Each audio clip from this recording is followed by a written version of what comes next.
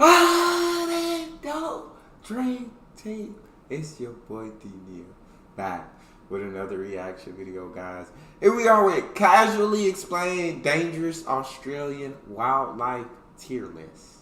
Let's see how they're tiered. I'm going to say at the top, we're going to have a blue ring octopus. We're going to have a crocodile. We're going to have that jellyfish. Before we jump into this, make sure you subscribe to the channel, ring notification bell, give the video a thumbs up so it gets suggested. Oh my god! Oh, and above all those, gotta have a magpie. Yo, this video is sponsored by ExpressVPN. So, I went to elementary school in Australia, primary school, if you will, and now that I live in Canada, I realize that there's a lot of things that North Americans don't take seriously about their day-to-day life at all, like constantly having to avoid the inevitability of an immediate and painful death. As an example, in North America, they teach you in school it's important to eat healthily because you want to stay fit so you don't get sick and have a long life.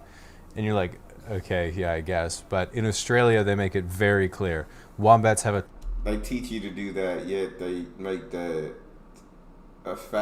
unhealthy foods cheaper. Top speed of 40 kilometers an hour, and the weak will be left behind. So what other terrifying Australian animals are that will make you glad that airlines are going bankrupt right now?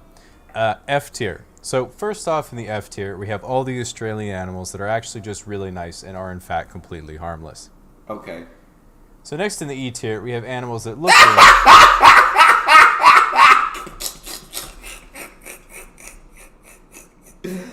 I absolutely love it already. And the F tier, we got all the animals that are just really nice and absolutely completely harmless. Okay, so in the E tier, those animals pop up. dangerous, but actually aren't that dangerous. What's dangerous, actually? Echidna. In addition to being the inspiration for Guy Fieri's hairstyle, these guys love to cross roads. Not to get to the other side because they hate inflated tires. In reality, they're actually extremely timid and will curl up into a ball if you threaten to take away their Chaos Emeralds. Huntsman spiders. These are probably the most common variety of spider where I lived and are usually about the size of a coaster. When you rub your leg against your headphone cable, this is what you assume you felt. To be honest though, when you see one of them you say, ah! Oh, it's only a huntsman. D tier. That's so crazy to me. It's so crazy because it's a heart attack. I'm dying. If I rub my leg against the cable and I didn't know what was rubbing, I looked down and saw that, bro, I would think that it's over for me. Life is over, and I had a short one, but a good one. Yeah, that kid that he said they only crossed the road because they hated inflated tires. Here. Oh, looks friendly. Just what they want you to think. Okay. Tasmanian devil. These little guys look like cute miniature dogs, and just like cute miniature dogs, they're completely filled with evil. For their size, they have the strongest bite force of any mammal on the planet, and half of them have contagious mouth tumors. They spend their day walking the perimeter of their territory, looking for other Tasmanian devils to dispute property boundaries with. Koalas. Now, they might seem cute and cuddly, but don't let that fool you. There they'll be at the petting zoo, feeding the little guy some eucalyptus. Next thing you know, he drools on an open wound, and now you have to somehow convince your boyfriend that you got chlamydia from a koala. The trees. While seemingly inconspicuous, even the trees themselves in Australia are dangerous because they're literally always on fire. Why, you might ask? Well, take the eucalyptus tree. What do you get from the eucalyptus tree? Eucalyptus oil. That's right. The trees are... What's eucalyptus oil good for? See, I feel stupid asking these questions, but what is eucalyptus oil used for? Literally made of oil. C tier. I'm gonna just not go near that thing. Okay. Platypus. Now, when North Americans see a platypus, they all say the same thing. Beaver go quack. They couldn't be more wrong. While beavers look at a body of running water and think, stop. Platypuses instead think, here I will lurk, waiting to stab your children with my venomous spur if they even think of coming close to my eggs. Well, no, because I have electromagnetic sensors in my big-ass duckbill. I'm not even joking about that. So anyway, great white sharks. Well, these things can kill you easily. Almost every instance of one attacking someone has been a huge misunderstanding, and the shark has been very apologetic. That's why every time it's a great white thinking, a seal. I'm going to eat that. And then when they go and take a bite, they realize it was some dude paddling on a surfboard, and they feel really guilty for worsening their already poor public relations, so they quickly swim back to the depths, hoping they won't get turned into soup. Kangaroos. Why have I not reacted to this before, bro? I absolutely love the way he's explaining all of this. Look how buff this kangaroo look, bro. Look how buff it. Yeah, I'm not gonna go near that ever at all. My God. Besides being absolutely kangaroo jacked, kangaroos have a giant ass tail they like to use to initiate drop kicks on unsuspecting pregnant women.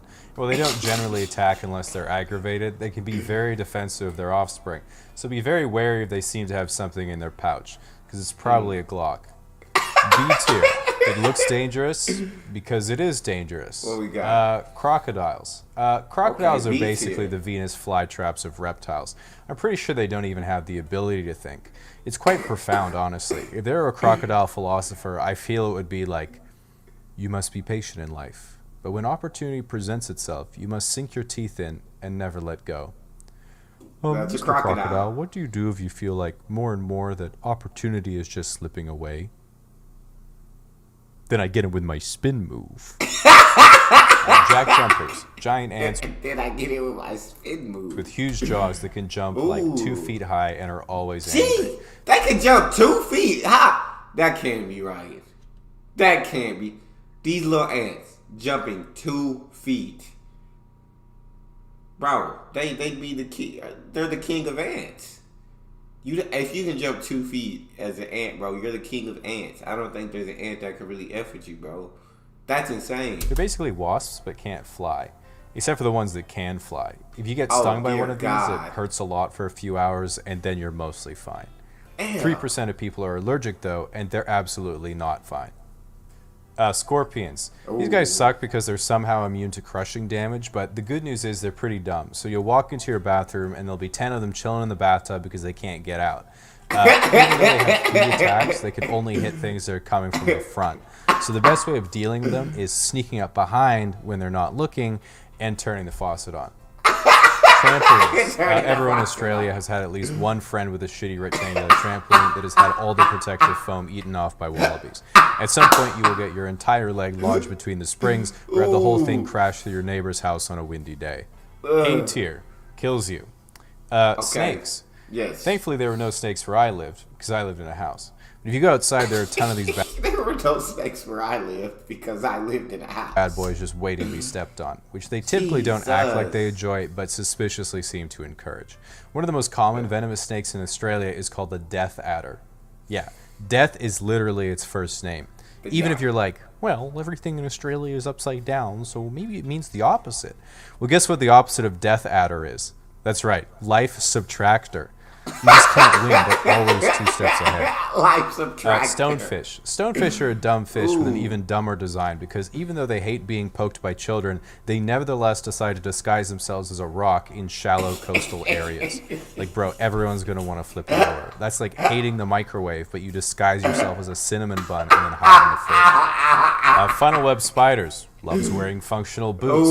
Redback spiders. Loves comfortable seating and a good postcard. Blue ring octopus. Shoots up to 8 electric destructo discs at a time. That's crazy. Drop bear.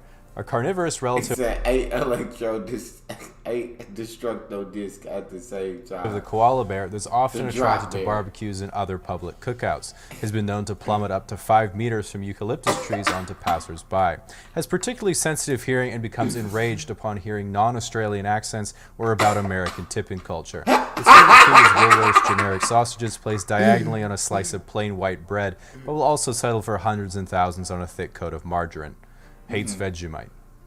Box We're the same on that, buddy. jellyfish. Loves the beach, but is very predatory and has been known to lure half-naked girls back to their lair by offering them free henna tattoos. Oh my God. A lot of people think that you're supposed to treat a jellyfish. Is that what it looks like after you get stung by those things? Jesus! Ew!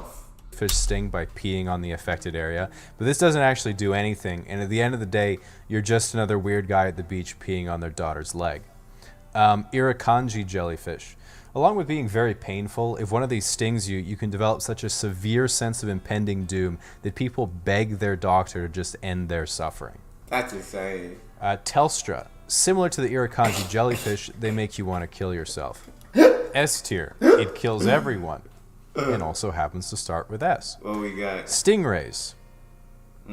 See, I haven't even said anything about them yet, and you're already sad. S tier. They took out They took out everyone's favorite human being, bro. They took out the GOAT himself, Steve Irwin. For sad. The sun. I spent a lot of time looking at the sun growing up. And I remember getting more and more freckles every year until I moved to Canada, and then it just stopped. Which made me think, oh no, I was dying. The good news is I've heard that girls think freckles are pretty cute. And I'm sure this is because girls love bad boys. And when they see a guy with freckles, they think, damn, that guy's tougher than the sun. For sunscreen. So seeing as we're all currently quarantining ourselves and are therefore naturally protected from both girls and the sun, and the virus thing, the only thing left to worry about is running out of things to watch on the computer. And with today's sponsor, ExpressVPN, in just one click, you can reroute your IP address to over 94 different countries, which allows you to continue to binge watch content /casually explained. He forgot to mention the scariest of them all. He forgot to mention the magpie, bro. The magpie, the most dangerous of them all. That was absolutely hilarious, bro. That's all we got. You guys got a favorite video suggestion, you can subscribe to Patreon or drop it in the comment section. It's your boy D Neal. Out.